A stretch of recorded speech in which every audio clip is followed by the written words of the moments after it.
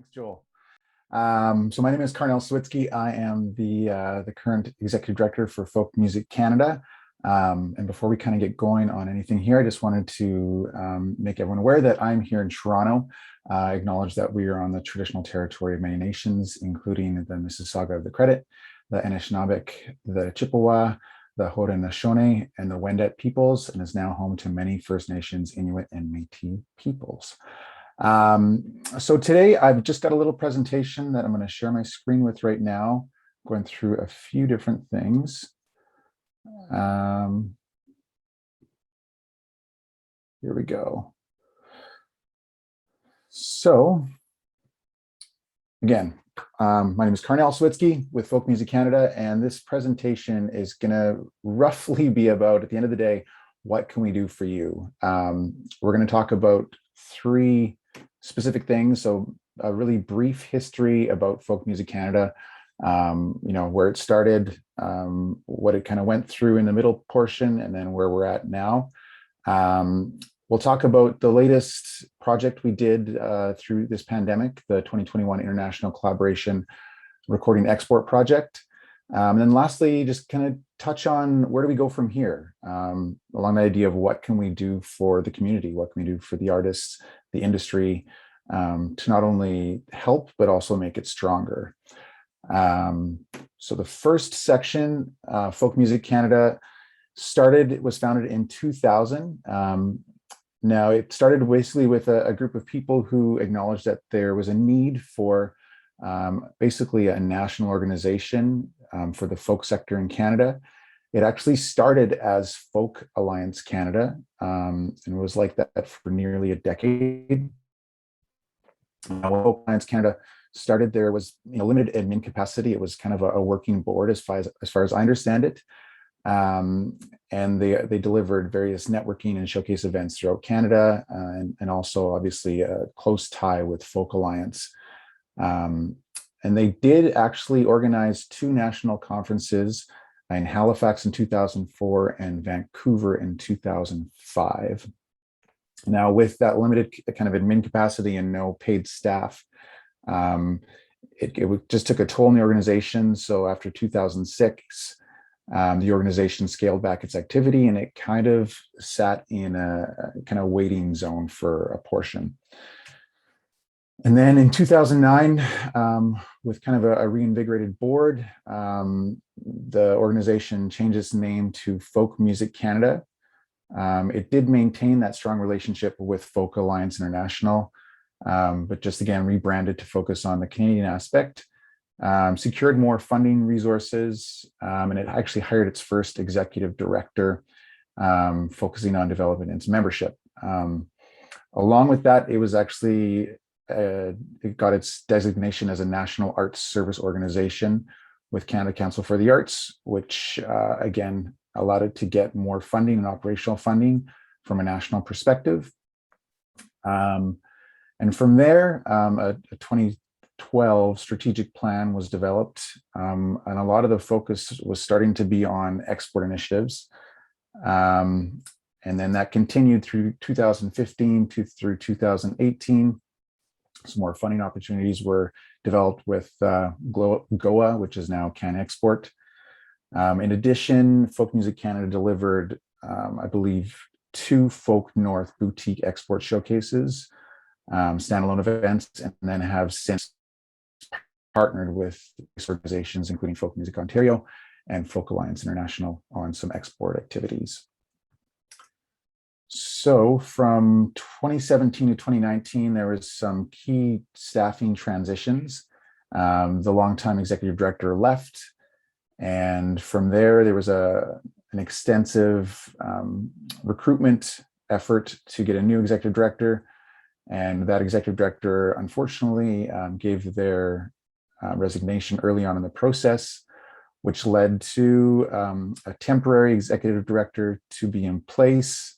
And since that temporary executive director left office, Folk Music Canada has kind of been in a holding pattern. I started as the executive director in 2019 and have really been focused on keeping the activities that we had going, the export activities and the showcasing activities with other organizations like Folk Music Ontario and Folk Alliance, keeping them going. And then obviously with the pandemic, that's kind of halted all these activities as well. A key thing that we did develop or implemented in 2020 was our inclusion, diversity, equity, and access policy in 2020, and trying to make that a pillar of all of our activities and initiatives moving forward.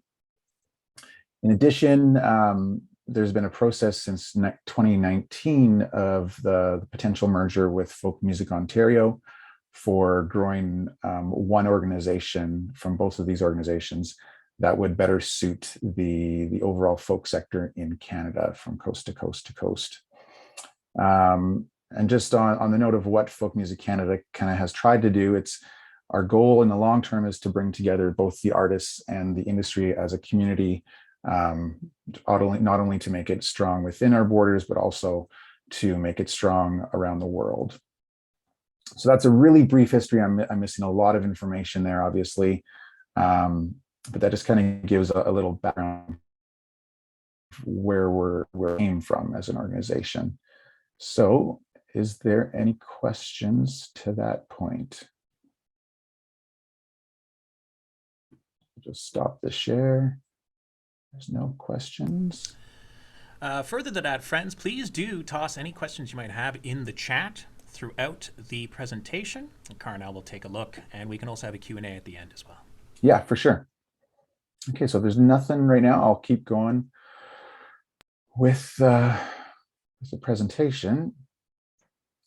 So the next element is talking about the Folk Music Canada International Collaboration Recording Program.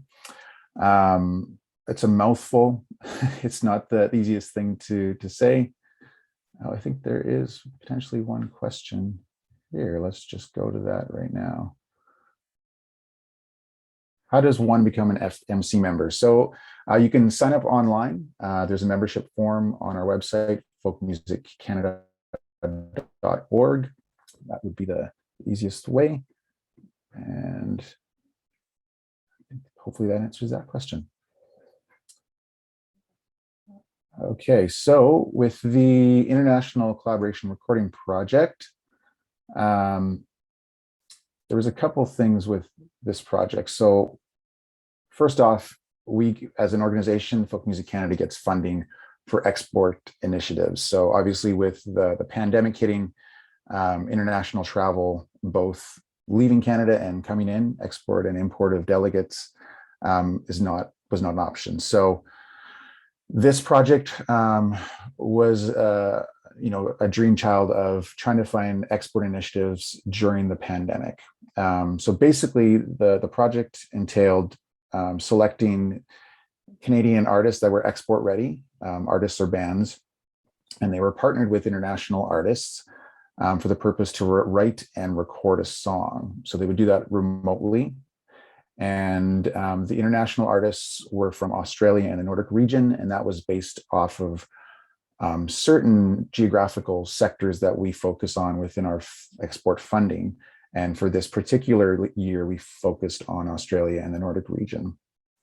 So again, the recordings were done, the writing and the recordings were done completely remotely.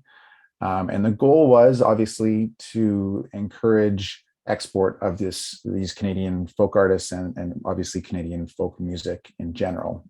So not only did Folk Music Canada, develop the partnerships of these artists, we also did have a lot of conversations with, festival bookers and industry around the world to discuss this project and how, for example, maybe a folk festival would want to book an international artist and a Canadian artist based off these collaborations. So in terms of the nuts and bolts of how it worked, all artists as a part of this project were paid for the writing. They were paid $1,000 per artist to write collaborative writing sessions. In addition, the recording studio costs were covered at a flat rate at $1,000 per artist, which they could spend however they chose, if they wanted to go to a studio or if they had a home studio that they wanted to record with. In addition to this, there was a Canadian producer that was available to all artist collaborations that was covered by the program. That was Murray Pulver for this project. He wasn't a requirement to be used on the project, so there was just a few tracks that were produced separately, and then I think there was probably about 7 or 8 tracks that utilized Murray Pulver's services. In addition, the mixing and mastering was covered for the collaborations by the program. So we had mixing and a mastering engineer in Canada. Again, that could be utilized, that was covered by the program, but if the artist didn't want to use them, they could obviously mix and master the song on their own. So a big portion of this project entailed promotion. So we had publicists in the Nordic region that covered Sweden, Finland, Denmark, Norway, and Iceland, and then a publicist in Australia, as well as a publicist in Canada, obviously trying to get as much publicity reach with the music, and also just trying to promote that, again, from the export perspective, trying to get more export of these Canadian artists and Canadian folk music in general. In addition, the artwork creation for each of these songs was created. Roberta Landreth from Winnipeg, Manitoba was the artist, and she worked with all of these artist collaborations to create beautiful artwork as a part of the project. The artists and bands, they retained the ownership. So one of the things when we developed this project is we wanted to ensure that the artists maintained ownership of the music. This wasn't a thing where it was a commissioning by Folk Music Canada. It's basically providing all the framework for these collaborations to succeed and to get to have as much reach as possible. So again, those artists retain the ownership. In addition, there was a record label in Canada, Birthday Cake Records, that offered their services. So they would use their services to assist in the release of it through all digital means. Again, that was optional because obviously some of the artists had their own record labels that they worked with. I think I'm just going to go to a question quickly here. How are the artists selected? So we had an open call for artists, Folk Music Canada, and it was shared with several different organizations. And then there was a selection committee that selected the artists, and that was the Canadian process.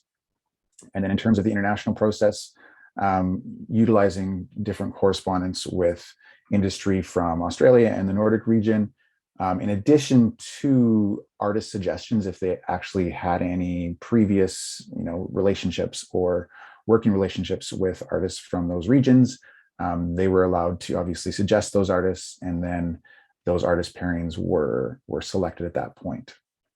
Thanks for that question. Okay.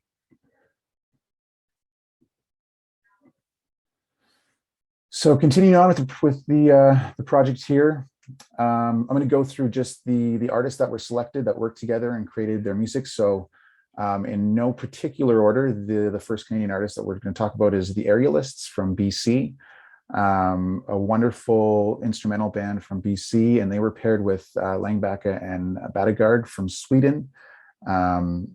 And they wrote a song called Breaking Point, a beautiful artwork by Roberta Landreth there. The next artist we had was Amanda Rayome from Ottawa and Monique Claire from Australia. They wrote a beautiful song, I've Been Gone, I think it's called. Yes, I've Been Gone. And the next one we had was Cecile Duquingue from Montreal and Becca Amani from Australia. Their song was called Here With You. And then we had Irish Mitham from PEI and Svarvar from Iceland, and their song was called Hope and Fortune.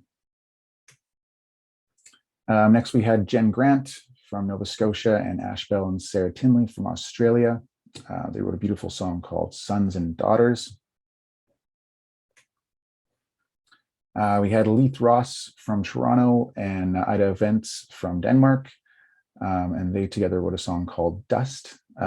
Cool success story about them. So this collaboration, I believe, is going to actually do some touring together. I believe Lee Thross, they're opening for the Bros Landreth on a European tour, and Ida's going to come meet them for a few shows. The next selection was Pilk Silk, from originally from Yellowknife, and they were matched with Vilda from Finland. And their song was an instrumental, just haunting melody called Oldvost Hivu Munich. And then we had the Once from Newfoundland. They were paired with Jack Carty from Australia, and their beautiful song was Fall Awake. And the last one we had was the Small Glories from Manitoba. They were paired with Darlene West from Norway, and their folk anthem, I would call it, is called Bright New World. So I'll just jump off here. There's a question. Will FMC do this event perhaps annually? The goal is to do it again in some respects.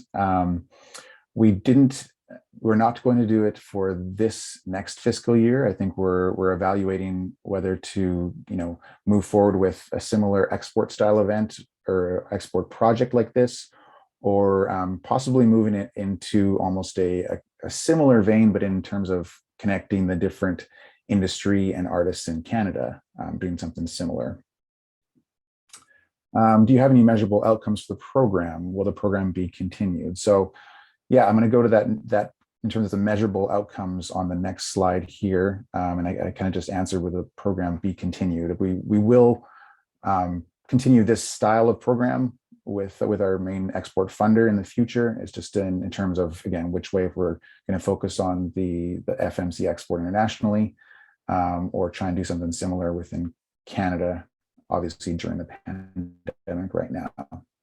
And I will mention in terms of the overall project, the idea that a lot of these international markets wanted to focus on, booking and giving work to their national artists once music can be performed again. That was, it's a barrier for a lot of artists to go and travel and to tour. So this project was, again, attempting to encourage more export of these Canadian artists.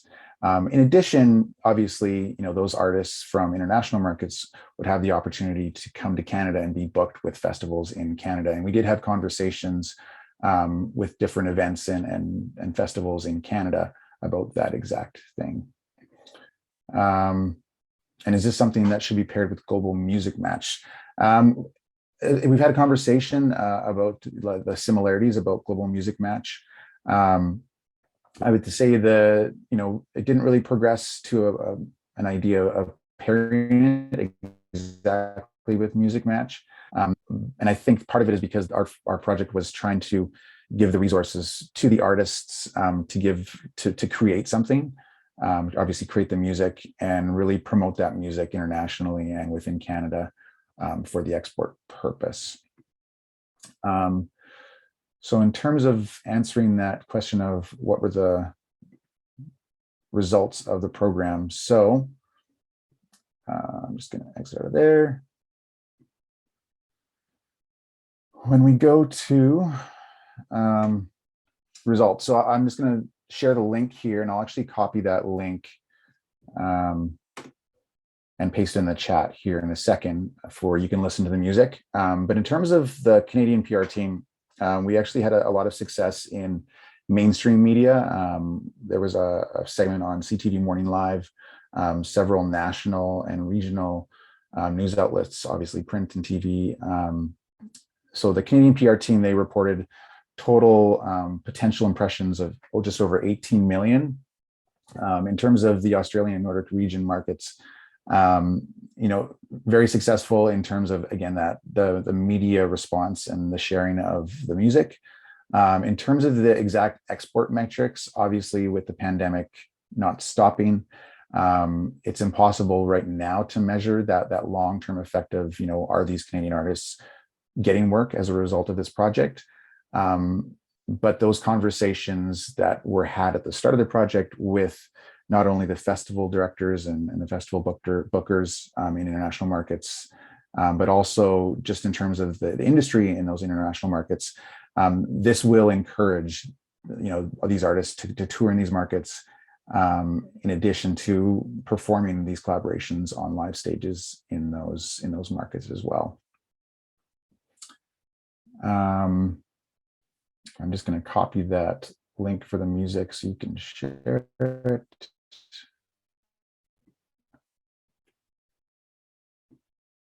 Oopsies. I guess I can just stop there if there's any further questions. I'll put this in the chat if anybody wants to listen to the music after. Yeah. So any questions about the export project? Nothing right now. Okay, so kind of leads me to the next element that I wanted to talk about, which was kind of leaving an open forum for discussion. So where do we go from here? Folk Music Canada started as an organization that was brought into existence because there was a need developed, or I guess identified by certain members of the community for a national organization. Since that inception of Folk Music Canada, it's kind of gone through its waves, its peaks and its valleys in terms of operations and successes. And I think, one of the things that we see is obviously the music industry has changed a whole lot since FMC was started. Obviously the new digital landscape and how the folk community operates should be supported by Folk Music Canada. And, there should be new activities, new initiatives that address these changes. So obviously with the pandemic as well, that's kind of devastated the music sector, and in addition to the folk music community in Canada. So in our opinion, it really shines a light on the need for new initiatives and new activities and further advocacy for the folk music community in Canada. So again, this graphic just kind of shows, potentially where Folk Music Canada attempts to be in terms of our national, international, and regional representation of our folk sector, our Canadian folk sector. So just in terms of, what we do or have done in the past, we obviously are a National Arts Service Organization, a membership association, and a trade export association. So we do receive export funding to export Canadian folk music. In addition to, there's professional development in different conferences that we provide, resources and advice for funding and for anything within the folk sector or the music sector, networking at different events, promotion of the Canadian artists and the Canadian sector, showcases, advocacy, like I mentioned before. Export development is a huge portion that Folk Music Canada has to provide for the folk community. And apparently there's double discounts is what is listed there. But yeah, so as an organization, when you look at these things and when you're trying to look how we can better support the community, you start to look at what other organizations are doing, and you don't want to obviously overlap on those activities. So for right now, the goal for Folk Music Canada is, again, trying to develop new activities and new services that better support and better grow not only the folk music community, but the music community in general. It's changed a lot, and what can we do that are new initiatives, and as an organization, we can take operational risks that a lot of artists can't take. In addition, when you look at the past of Folk Music Canada, and I think a lot of nonprofit organizations in Canada, obviously funding is a huge concern. The lack of funding obviously can stalwart any kind of progress in terms of new initiatives or new activities. So one of the focuses is a new fundraising plan and trying to, I guess, capitalize or try to utilize those people in Canada that really love folk music, that want to support the folk music sector and the folk music community. So developing a plan to get a more private revenue generation through donations, sponsorships, and that sort of thing. And again, working with our allies in the organizational front, Folk Music Ontario, and again, continuing the potential merger with Folk Music Ontario. So that progress is continuing. It started in 2019, and we're continuing that path of that potential merger with Folk Music Ontario. In addition, so our inclusion, diversity, equity, and access plan that we implemented in 2020, making that a pillar of all of our activities, and focusing that on both our membership and organizational structure. And furthermore to that, I think it's very important as an organization that we engage in equity and diversity training, so we better learn how to operate as a community or operate as an organization for the overall community. And in addition to that training, share those resources with the community to assist with that overall training for our folk music community. So I guess that leaves us back to that initial question for this this topic. So what can we do for you? How can Folk Music Canada remain responsive to the folk music community? How can our activities and services we provide strengthen the arts and the community? And this is a big one, I think, is how can we ensure that we do not overlap our services and offerings with other organizations and associations? To me, that's the key question that I would love to get lots of feedback if there's anybody that would like to open that discussion. So I've got Nikki, you just said what new initiatives are Folk Music Canada working on? So we are currently focusing on our export initiatives. So we have our export webinars that will be starting. Actually, we have one that's a part of the Folk Music Ontario conference on Thursday, and then those will be continuing on in the fall.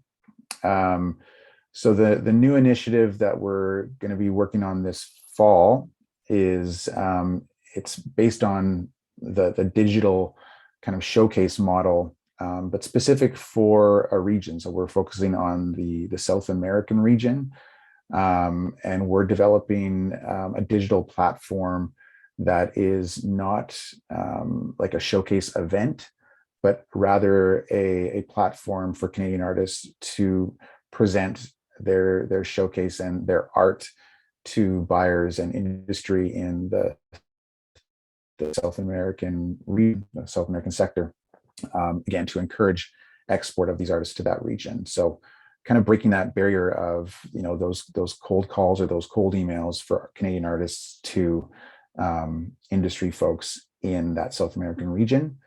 In addition to that, obviously, like we mentioned, the merger discussions with Folk Music Ontario are continuing, and our hope is to have a wide Canadian project that would, a collaboration project that would kind of encompass both artists, folk festivals across Canada, record labels, producers, engineers, mixing engineers, a project that would really engage as much of the community as possible for the creation and the sharing of new music. Again, that would be obviously to elevate the folk music community in Canada, and then take it on from the export perspective to share it internationally. So I hope that answers that question for new initiatives. So we have a question. So I'm curious to know if FMC and FMO have been in conversations with the CFMAs to have the conference and the award ceremony take place in the same city over the same weekend. It would be amazing to participate in both events with less financial barriers. That's a great question. So the initial discussions with the merger started with Folk Music Canada, Folk Music Ontario, the CFMAs, and actually Folk Alliance International was at that discussion as well. So Folk Alliance or Folk Alliance International was there kind of as a supporting and to encourage the progress of a merger of some sort between either two or three of those organizations. So CFMAs was at the table, and at some point through the conversations, it was determined that they were going to just stall or just hold for a bit. And so that's where Folk Music Ontario and Folk Music Canada continue the progress of this exploratory merger conversations. And that's not to be said that the CFMAs, I think, have left the conversation in terms of sharing resources and sharing the reach of these events. So I hope that those conversations will be had of how we can work together to better strengthen the sector overall. So what's your relationship with Music Export Canada? So we haven't formally partnered with them on activities in the past, but we do have ongoing interactions with them and just discussing our activities and how we may assist one another. Obviously, Music Export Canada isn't kind of focused on the folk sector as Folk Music Canada is. But in terms of Folk Music Canada's export activities, there's a direct correlation of the work that both of our organizations do and how we could potentially work together in the future. Okay, so the FMC board is small. Will you be looking to expand? If so, when? That's another great question. So yes, we are looking to expand it. The Folk Music Canada board has remained small, I guess on purpose at this point, as we're currently investigating this merger with Folk Music Ontario. We, as a board, it was decided that they would kind of hold off on new board members. And I believe we are going to be expanding that board in the short term here. So there will be an announcement, I guess, over the coming months of that those new board positions being available. And yeah, that's a great question. Thank you for that. Another question. So what initiatives, if any, do you envisage for francophone folk artists or bilingual ones? That's a great question, and something that Folk Music Canada really strives to so representation again from coast to coast to coast. As the national folk organization, it's our job to not only ensure that we have representation from all communities, but that we are representing the sector in both official languages. And so in the past, we have had some funding for francophone specific programs. And I think that's something else that our focus is for the future, is to elevate the folk sector and all the variations of folk music that are around in Canada, including the francophone folk artists, including the instrumental artists, the traditional folk, the contemporary folk.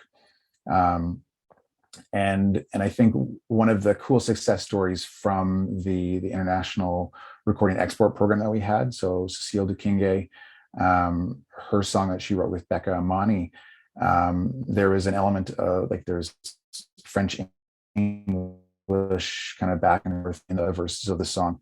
And that's something that from an export perspective, a lot of industry around the world love about Canadian folk music, love the fact that there is this harmony between both the French and English languages, and we're not kind of just an English folk community. So that's definitely a focus again for Folk Music Canada in the future and future projects. Okay, another question on the back of Francophone question. What plans are there for implementing the idea plan policy you mentioned? How is FMC planning to include historically excluded folks? That's a great question. So the inclusion, diversity, equity, and access policy that we developed and implemented outlines how we're going to act, I guess, taking all of the inclusion, diversity, equity, and access elements into our operations and activities. And I think the very first thing as an organization that we want to do is develop an advisory group. So an advisory group consisting of people and voices from our community from across Canada that historically have not been a part of these conversations. So we're currently, I guess, determining the process of how to develop that advisory group in terms of, is it a formal part of the organization, or is it an advisory group that is there for, for resource, and the details of how we develop it. So again, right now the goal is to develop that advisory group and have it as a part of the major organizational decisions, and provide recommendations of how Folk Music Canada can operate with our idea policy and expand how we include, again, these voices that have not been or are not a part of the conversations for Folk Music Canada or the folk sector in general. Okay. Is there any other questions or comments?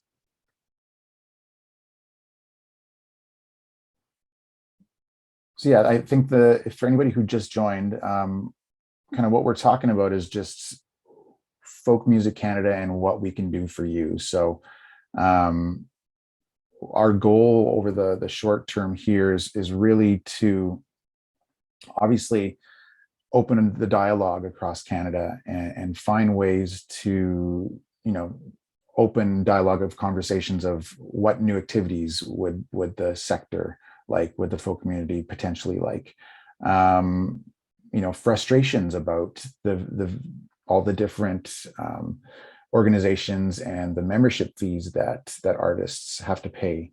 So preventing that overlap of services. In addition, how can we better service as a non-for-profit organization, as a national arts service organization? What can we do better? We've kind of, like I said, we've kind of gone through a lot of activities in the past, and then our activities as an organization have scaled back. And what opportunities are there for the organization? Is there any other questions or concerns? We do have time for more questions, friends. While you're typing them, remember we do have 2 extra spots available and only 2 speakers available for our industry talks on Thursday. So check out that form in the email I sent along this morning to make your choices. And I see another questions come in, Karrnnel. Yeah, so just says, I appreciate your work. An artist I work with as a manager was part of your export initiative, and it helped launch his overseas career. So thank you. That's great to hear. That's obviously the goal with that particular export initiative. So thanks for that wonderful feedback. Derek, question was, will there be another Folk North event? So Folk North was kind of a boutique export showcase, or not necessarily specifically export, but a showcase event. And in the past, I guess 2 years or 3 years, we've kind of partnered with other showcase events, and it wasn't a standalone event. And I don't have a definitive answer of if there will be another Folk North event at this point.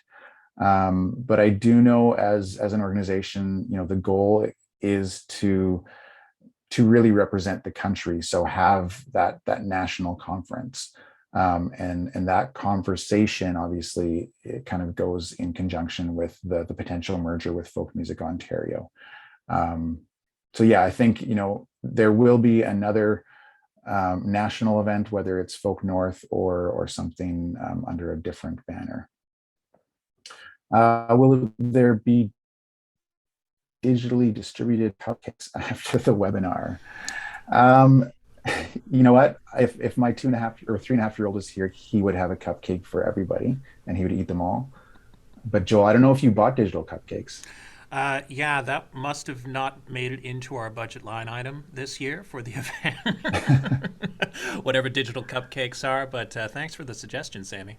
Yeah, I got to say, like to be truthfully honest, I would love for Folk Music Canada to be at a point where We have funding for everybody who was here at this web or this session that I could order Uber Eats and send you dessert to your exact location. That would be a dream of mine. But yeah. So another question here, you're using the word potential merger. Is that not a firm thing? So I'm using the word potential merger. I don't think there's been anything formally approved in terms of both board levels. So again, we're still working on the process of the merger, the merger plan.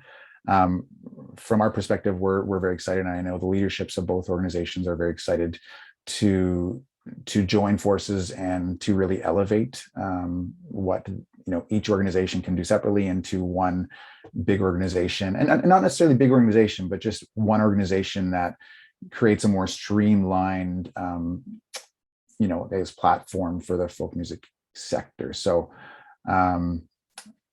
still using the potential merger, just because we still there's not the formal approval from both board levels.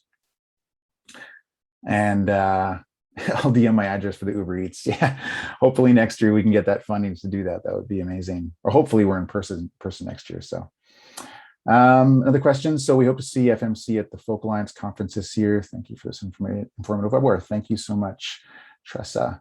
Another question here. Are you aware of this platform developed by a Canadian company for the exact reason to pitch, have more B2B showcase internationally? The pitch.ca, I don't know that platform, but I will check it out. So thank you so much for sharing that, Sarah. That's exactly the kind of thing that we're looking for in terms of our export initiatives, to obviously not recreate the wheel for these things, but to utilize the resources to help serve the folk community. I'm going to copy that right now while I'm here.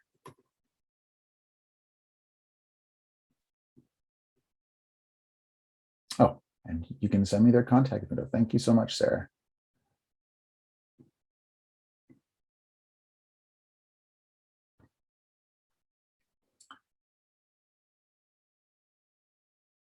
So yeah, and I guess I'll just address one more thing with the merger. So in terms of where the merger's at, we are, again, we're working on that merger / amalgamation plan.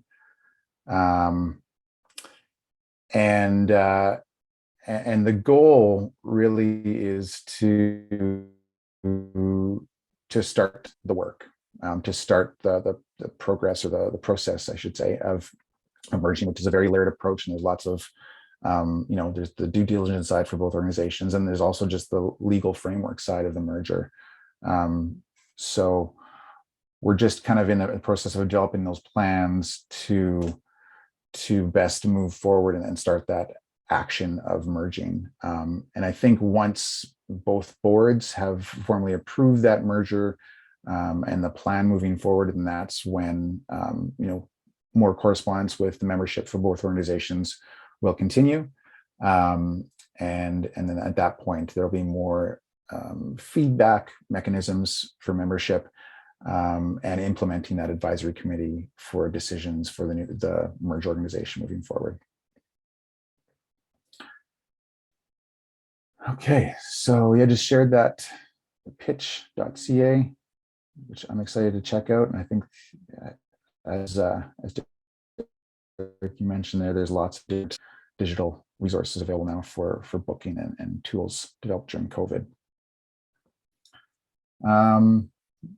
If there's any other questions, concerns?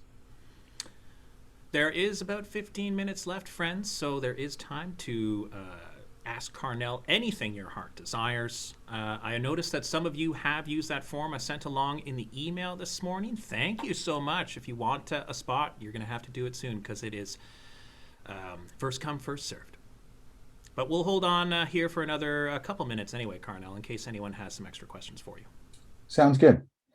And I believe I put the link for that music in the chat already, and I'll just paste that in there again. So the music, obviously, because the artists own the masters, it's available on all digital platforms that they made available to. But Folk Music Canada does have this link that you can listen to all the tracks if you want to hear the music of that project as well.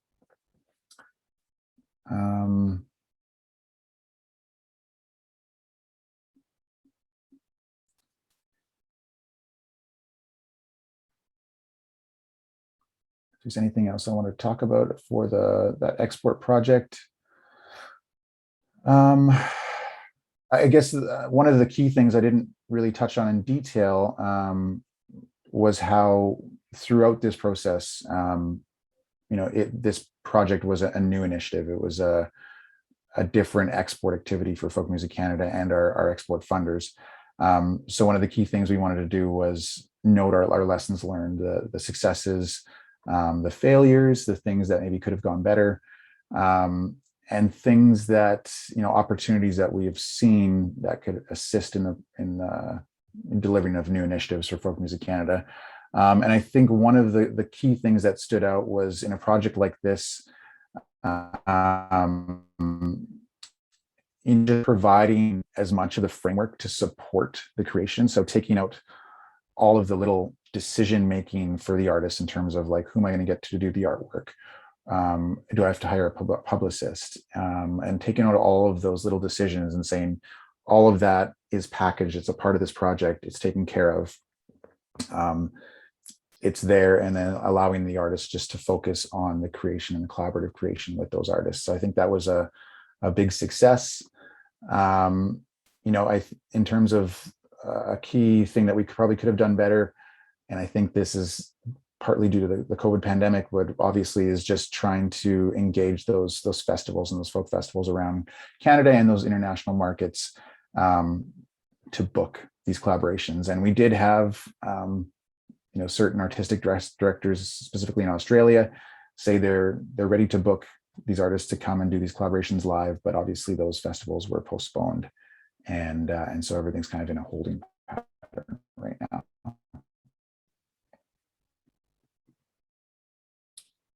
Okay.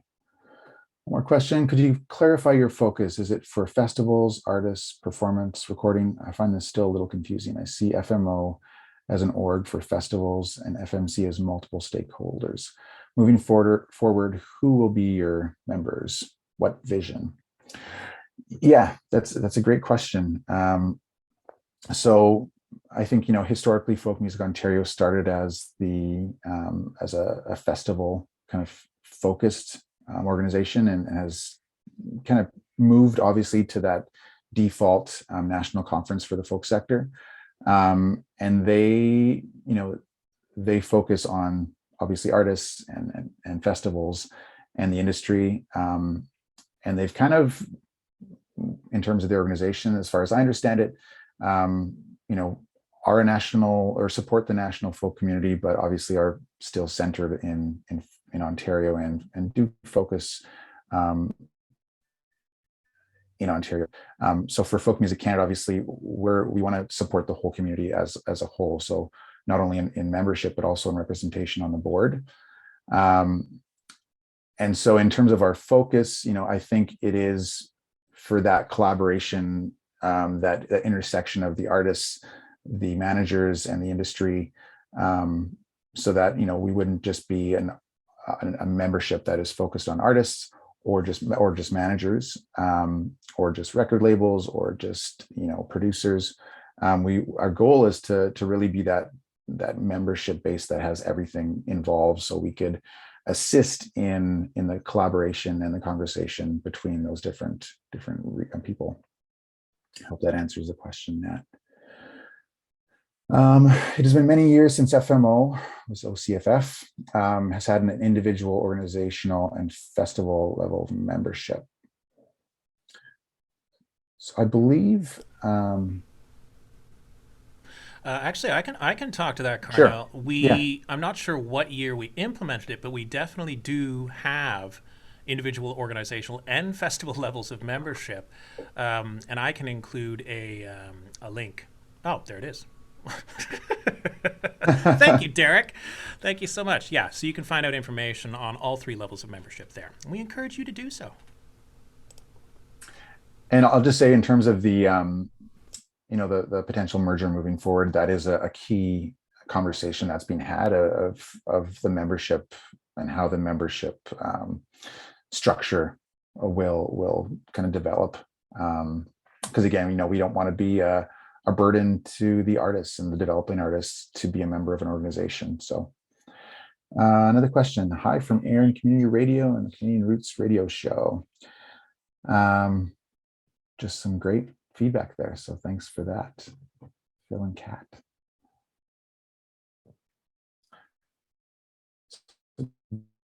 Derek just mentioned FMC 15 for festivals, 5 organizations, 1 for an individual. So that is for the member meetings. That's correct. I don't know, Joel, if you want to comment on any of that. It's all correct info. Nice work, Derek. We'll have you in for our next our next speaking session, I think. Yeah, so in terms of the merger, we haven't got to the kind of those elements of, if something like that would be continued. But yeah, thanks for all that information, Derek. And I think, Derek, you probably know more than me about the history of folk music, Canada and Ontario. So appreciate all the knowledge.